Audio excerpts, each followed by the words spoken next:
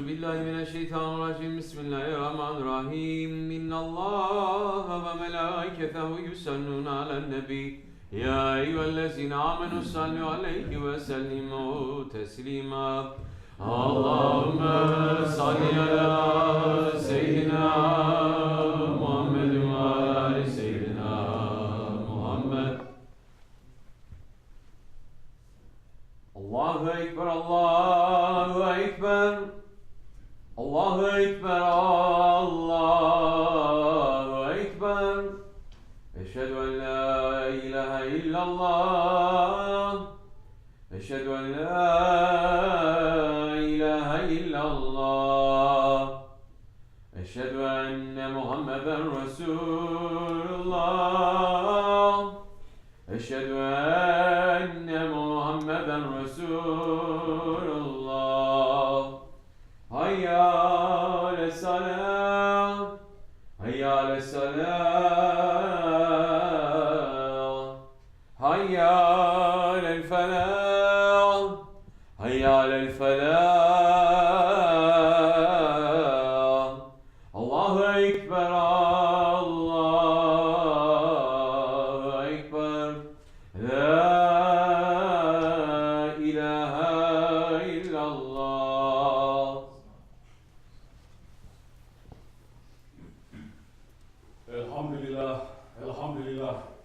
الحمد لله رب العالمين والصلاة والسلام على رسولنا محمد وعلى آله وصحبه أجمعين نحمد الله تعالى ونستغفر ونشهد أن لا إله إلا الله وحده لا شريك له نشهد أن سيدنا محمدا عبده وحبيبه ورسوله صلى الله عليه وعلى آله وأزواجه وتابعيه خلفاء الراشدين المهديين من بعده وزمة على تحقيق خصوصا منه علامة خلفاء الراشدين على تحقيق أمراء المؤمنين حضرت أبو بكر وعمر وعثمان وعلي وعلى باقي الصحابة التابعين رضوان الله تعالى عليهم أجمعين يا أيها المؤمنون الحاذرون اتقوا الله تعالى واتقوا إن الله مع الذين اتقوا والذين هم محسنون الحمد لله رب العالمين والصلاة والسلام على أشرف الأنبياء والمرسلين سيدنا مولانا محمد وعلى آله وصحبه أجمعين. All praises are due to Allah, Lord of the universes. All praises are due to Allah, who is the first, the last, the manifest, the hidden, the one who has might and power over all things. All praises are due to Allah, who sent His Habib, Sayyidina Muhammad ﷺ, as the mercy to the universes. And may all peace and blessings be upon the Sultan of creation, the Imam of the messengers, the seal of prophethood, the master of the first and the last, the grandfather of Hassan and Hussein, Sayyidina Muhammad ﷺ, and upon his noble family and blessed companions, especially upon the four Khulafai Rashidin, Hazrat Abu Bakr Siddiq, Hazrat Umar Farooq, Hazrat Osman al-Ghani, and Hazrat Ali al-Murtaza, and all those who follow them until the last day. Ya ayyuhal mu'minun, O believers, welcome to you on this day of Jummah, the second Jummah of the month of Jamada al-Awwal. Jummah is a day to be in Jamaat and to be awake. Jummah is an Eid for the believers. Hujjatul Islam Imam al-Ghazali Qaddasallahu Sir is saying, only that believer is blessed with the blessings of benefits of Jummah who looks forward to it anxiously and eagerly, and shame on the heedless one who is not interested in it and who doesn't even know in the morning which day has entered. Ya ayyuhal mu'minun. Allah subhanahu wa ta'ala is saying in the Holy Quran, Bismillahir Rahmanir Rahim. Hold firmly to the rope of Allah altogether and do not become divided. Remember the favor of Allah upon you when you were enemies, and He brought your hearts together, and you became brothers by His favor. You were on the edge of a pit of the fire, and He saved you from it. Thus does Allah make clear to you His verses, that you may be guided. Sadaqallahu al-Azim. And the Holy Prophet ﷺ is saying in his Hadith Sharif, the example of the believers in their affection, mercy, and compassion for each other is that of a body. When a limb aches, the whole body reacts with sleeplessness and fever. And in another hadith sharif, he ﷺ is saying, the one who relieves the hardship of a believer in this world, Allah will relieve his hardship on the day of judgment. He who makes easy what is difficult, Allah will make it easy for him in the world and in the hereafter. He who conceals the faults of a Muslim, Allah will conceal his faults in the world and in the hereafter, because Allah helps the servant as long as he helps his brother.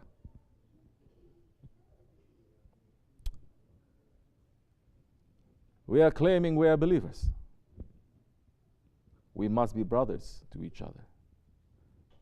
We must have brotherhood amongst each other. That is the foundation that Islam was built upon. Look at the life of the Holy Prophet ﷺ and his companions in the time of the Jahiliyyah. Everyone was divided. Everyone was living their own selfish, egoistic life. Everyone was looking at how to take advantage of other people, how to make themselves and their families stronger. But then the Holy Prophet ﷺ came as a light in that guidance, and he took people from every family, from every clan, from every tribe, from every nation, from every part of the world, and he made them brothers. It did not matter their social standing, or their economic standing, or their racial standing. The only thing that mattered was their devotion to Allah and His Prophet. And as long as they were united on that, those bonds of brotherhood were the most important thing. And that tradition continued and was revived in the time of the Holy Ottoman Empire. The Ottoman sultans, they also united all tribes, all nations and all races. And as long as the people under the empire agreed to be servants of Allah subhanahu wa ta'ala and servants of the Messenger alayhi wasalam, then they entered into that family of the Ummati Muhammad alayhi wasalam. And they kept those bonds of brotherhood. And that is why in the time of the Ottomans, they felt the pain for every Muslim in the world. Whether a Muslim was suffering from Africa to India to Indonesia, the Ottoman sultans were sending their aid to those people because they felt the pain for the Ummah. Even they were sending their help, they were even sending help to the non-Muslims. Like Sultan Abdul Majid I, who sent help to the Irish during their famine, because they are also part of the Ummati Muhammad. But today, Muslims have lost it. Not just they have lost it, they don't care anymore. Muslims are suffering, they are dying, they are being tortured around the world, but the so-called 21st century believers cannot stop and think about them for even one moment. They cannot stop to shed even one tear for them. They cannot stop to read even one Fatiha for them. And instead, we see them adding to the suffering. In Syria, we see that those people who are in safety are sending photographs of their food, what they're going to have for dinner, to those people who are suffering, to those people who are starving. In Saudi Arabia and other Gulf countries, we see that people are having Christmas and New Year celebration and birthday parties for themselves, for their kings, spending millions of dollars, while refugees are watching the fireworks from broken tents at their borders. Meanwhile, the young Muslims are being busy trying to be scholar to issue fatwa to each other, learning about Islam with their ego, turning around and starting to question and criticize and insult 1400 years of Islamic tradition. Islamic tradition that is upheld by the Holy Prophet ﷺ and the Tabi'in and the Awliya Allah. They turn around and they start questioning the basic practices of adab that belongs to the Holy Prophet ﷺ. This is because they are struggling to learn ilm before manners. When you study ilm, knowledge before manners, you will be like shaitan. When you have manners before ilm, that's the time you will be like the children of Adam. Because Adam alayhi salam, when he came to life, the first thing he said was Alhamdulillah. He knew his manners to his Lord. He did not question, he did not ask. But this is what is happening mostly to so-called first world country Muslims. They are learning knowledge without any manners, and they think that they are the top of the world, that everyone else is wrong. And they are right, because only yesterday they started to take Arabic classes and learn how to read the Quran in the language of the Arabs. This is what happened to believers.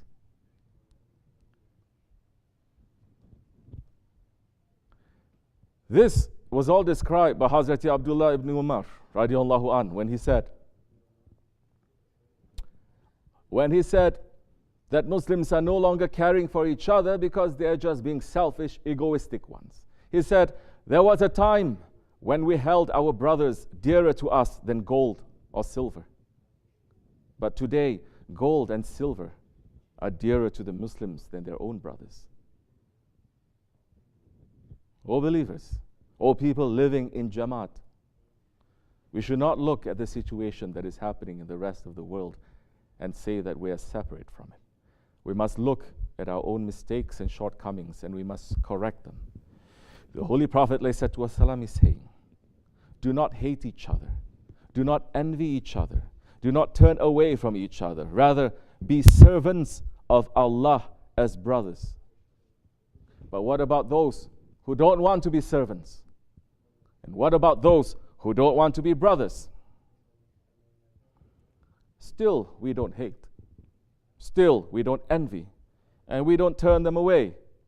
But it has come to a time, in these times, as it was in the first Jahiliyyah, where we say, to you, your religion, and to me, mine.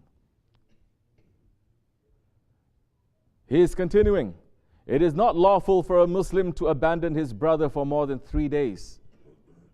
And the Prophet ﷺ is also saying, beware of suspicion, because suspicion is the most false of speech.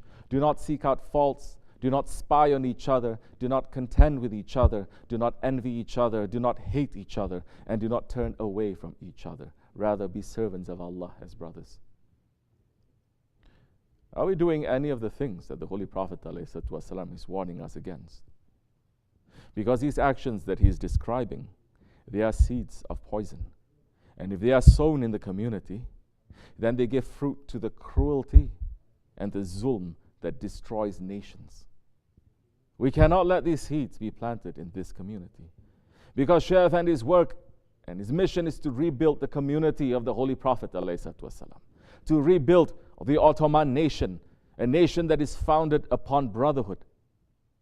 As Shaykh Effendi is saying, we are trying to build our own community.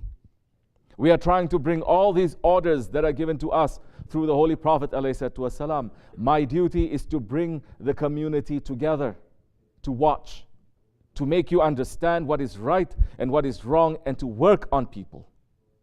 Your duty is to accept what I say. This is right and this is wrong.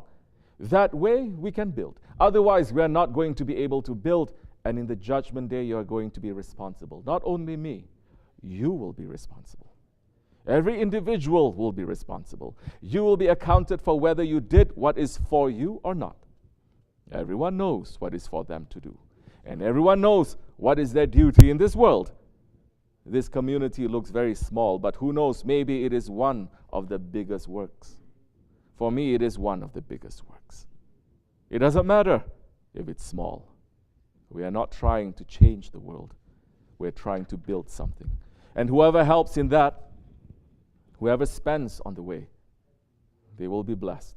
Whoever tries to put barricades knowingly or without knowing, they will be cursed. O believers, let us renew our intention to be building this community. We should renew our intention to be helping Sheikh Effendi in this work. And we are asking our Lord, Allah subhanahu wa ta'ala, to save us from those people who are putting any type of barricade into this work, whether it is ourselves or others, knowingly or unknowingly. Amin. Astaghfirullah. Astaghfirullah. Astaghfirullah. Lazim lazim. La ilaha illa huwa al-hayyul qayyum wa atubu ilayh. لا إله إلا الله وحده لا شريك له له الملك وله الحمد على كل شيء قدير لا إله إلا الله وحده لا شريك له له الملك وله الحمد يحيي ويميت وعلى كل شيء قدير لا إله إلا الله وحده لا شريك له له الملك وله الحمد يحيي وعلى كل شيء قدير لا إله إلا أنت سبحانك كنت من الظالمين لا إله إلا أنت سبحانك كنت من الظالمين لا إله إلا أنت سبحانك سبح القدوس ربنا رب الملائكة والروح سبح القدوس ربنا رب الملائكة والروح سبح القدوس ربنا رب الملائكة والروح إن دين عند الله الإسلام. قام الصلاة.